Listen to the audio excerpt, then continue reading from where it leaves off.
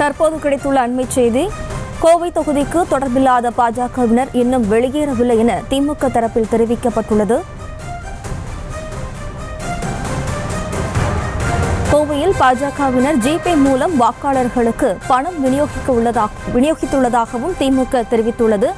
கூடுதல் விவரங்களோடு நமது செய்தியாளர் ராஜேஷ் இணைகிறார். வணக்கம் ராஜேஷ்.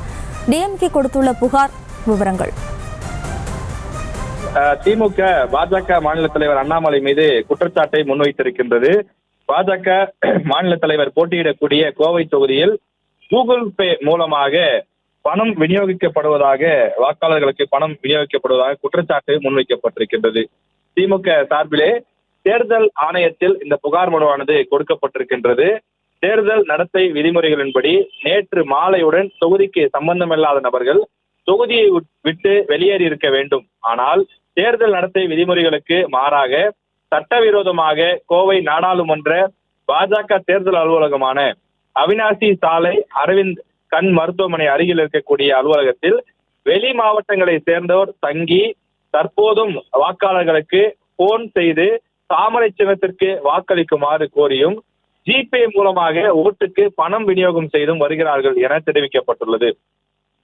இந்த வெளி மாவட்டத்தை சேர்ந்த நபர்கள் பண விநியோகத்தில் ஈடுபட்டு வருகிறார்கள் என்றும் அவர்களுடைய பெயர் பட்டியலும் திமுக சார்பிலே வெளியிடப்பட்டுள்ளது. சென்னையை சேர்ந்த ஜெயபிரகாஷ் என்பவர், அவர் அக்னி எஸ்டேட் அக்னி கல்லூரியினுடைய ஓனர் என்று குறிப்பிடப்பட்டிருக்கின்றது.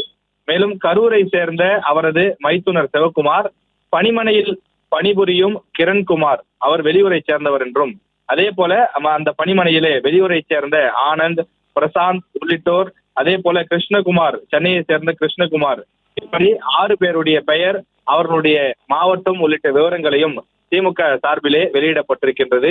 சட்டவிரோதமாக அவர்கள் கோவையில் தங்கியிருப்பது மட்டுமில்லாமல் அண்ணாமலைக்கு ஆதரவாக பிரச்சாரத்தில் மேற்கொண்டு வருகிறார்கள் எனவும், ஜிபே மூலமாக வாக்காளர்களுக்கு பணம் கொடுத்து தாமரை சின்னத்திற்கு அவர்கள் வாக்குகளை பெற முயற்சி செய்கிறார்கள் எனவும் திமுக சார்பில் குற்றச்சாட்டு முன்வைக்கப்பட்டுள்ளது. செய்திகளை உடனுக்குடனும் துல்லியமாகவும் தெரிந்து கொள்ள சப்ஸ்கிரைப் பண்ணுங்க.